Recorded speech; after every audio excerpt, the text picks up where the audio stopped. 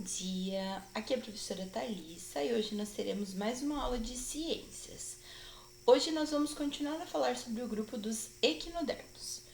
Equinodermo significa pele com espinhos. A palavra equinodermo significa pele com espinhos.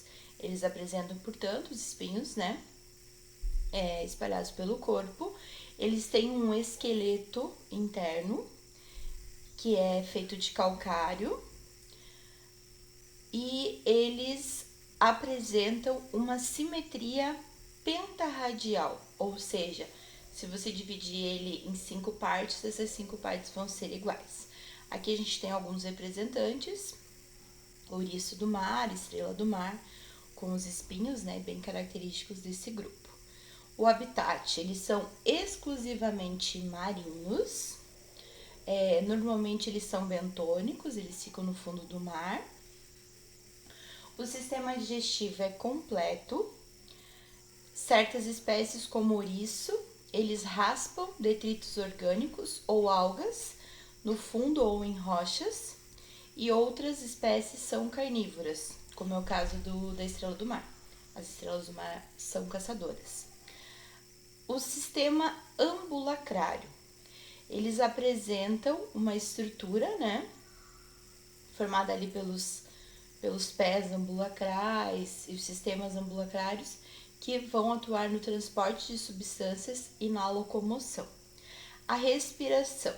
Algumas espécies respiram por estruturas na pele chamadas de pápulas dérmicas, como é o caso da estrela do mar. Esses pontinhos assim que ela tem na pele são as pápulas dérmicas. Outros, através de tubos ramificados, que é denominado árvore respiratória, como o pepino do mar, e a maioria deles por brânquias, como é o caso do ouriço. A excreção é feita também por essas pápulas dérmicas, e o sistema nervoso, eles apresentam um anel nervoso central em volta do esôfago.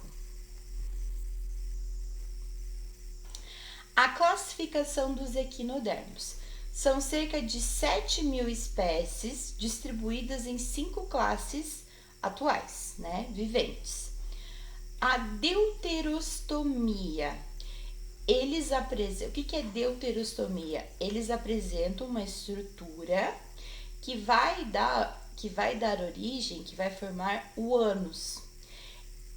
Esse fato de ser deuterostômio só acontece no grupo dos equinodermos e aí vai acontecer no grupo dos vertebrados. Então, é uma característica que aproxima, os equinodermos dos vertebrados. Então, eles são deuterostômios. Tem uma estrutura que, no desenvolvimento do embrião, vai dar origem ao ânus. E eles também apresentam um esqueleto interno de calcário. São fortes evidências do parentesco evolutivo comum entre os equinodermos e os cordados, que seriam os vertebrados. As classes.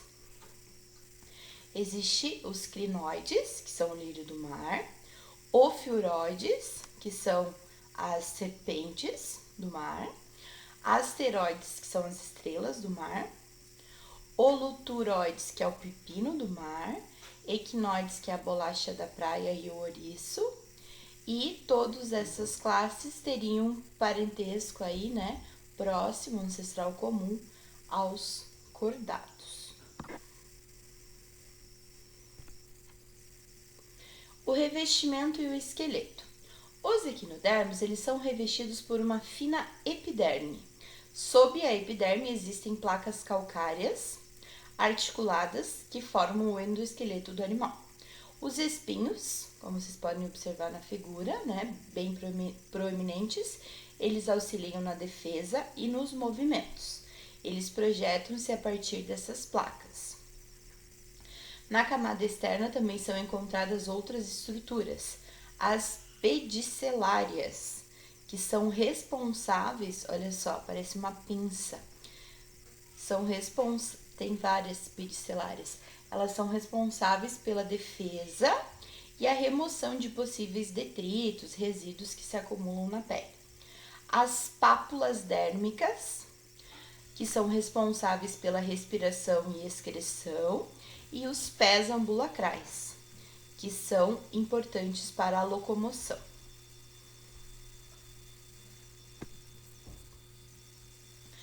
Os equinodermos são os únicos a apresentar esse sistema ambulacrário, também chamado de hidrovascular.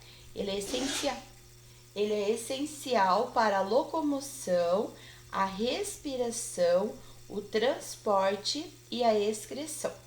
Ele é formado por uma série de canais ambulacrais, por uma placa madrepórica e os pés ambulacrais. Estes canais se comunicam com o exterior através da placa, que é composta de poros por onde entra e sai a água. A água investe nos canais e é direcionada para a região dos pés. A musculatura contida nessas estruturas exerce pressão na água, resultando em contração ou expansão do pé ambulacral. Então, nós temos aqui como que funciona, né?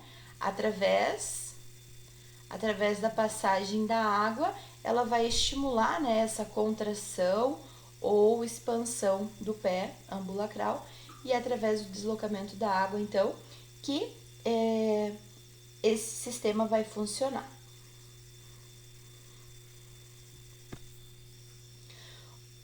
Aspectos fisiológicos.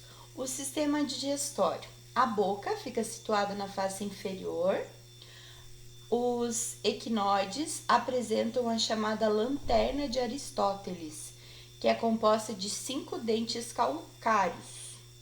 Essa estrutura ela pode servir para triturar ou raspar o alimento.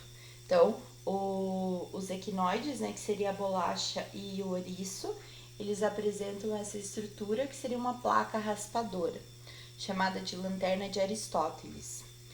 Há um esôfago curto e um longo intestino que termina no ânus, na face superior.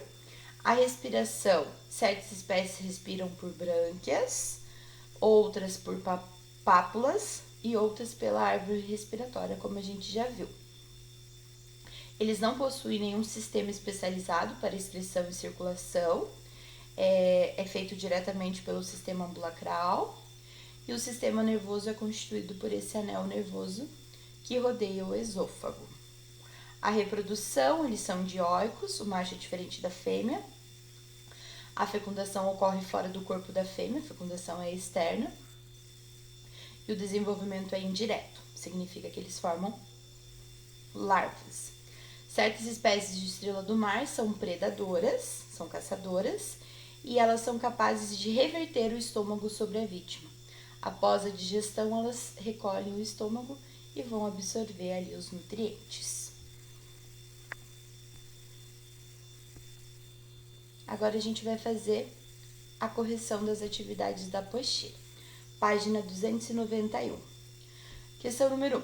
Quais são as principais novidades evolutivas que aparecem nos equinodermos? Os equinodermos apresentam o esqueleto interno, né? O endoesqueleto. Eles apresentam os pés ambulacrais. Essas seriam as duas principais características, né? As principais novidades evolutivas do grupo. O sistema ambulacral e a presença de um esqueleto interno, também chamada de endoesqueleto. Questão número 2. Com base no que você aprendeu nesse módulo, elabore uma pergunta para a seguinte resposta. A presença de placas raspadoras na região da boca. A gente acabou de falar sobre isso, né? Que o ouriço apresenta o que é chamado de lanterna de Aristóteles. São justamente essas placas. Então, ali, na verdade, você tem uma resposta. A presença das placas raspadoras na região da boca.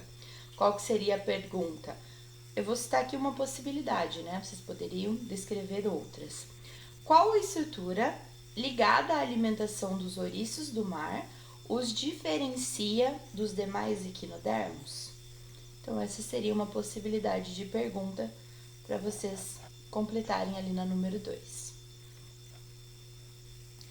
Teste. Sobre a reprodução de alguns moluscos hermafroditas, pode-se afirmar. Aqui está falando ainda sobre os moluscos. A única alternativa correta é a letra C. Dois animais em contato, eles têm comportamento dos dois sexos ao mesmo tempo.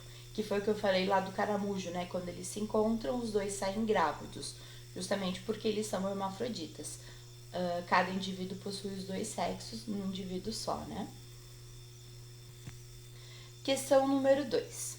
Sobre a locomoção em anelídeos, foram feitas as seguintes afirmações. As minhocas, elas locomovem-se com uma espécie de, entre aspas, passo, usando as suas ventosas e a contração e distensão de seus anéis. Número 2. As sanguessugas locomovem-se por encurtamento e distensão dos anéis que se prendem às cerdas. E número 3. Os poliquetos, que são os vermes marinhos, eles andam ou nadam por meio da distensão e contração dos músculos opostos no próprio anel, de modo que se formem ondas que possibilitem o movimento. Essa afirmação é a correta. Então, é a letra D. Apenas uma afirmação é verdadeira.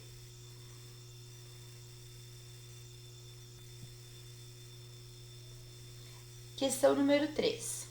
Qual teia alimentar descreve corretamente a relação entre fitoplâncton? Fitoplâncton são algas minúsculas presentes na coluna de água. Zooplâncton são os animais minúsculos.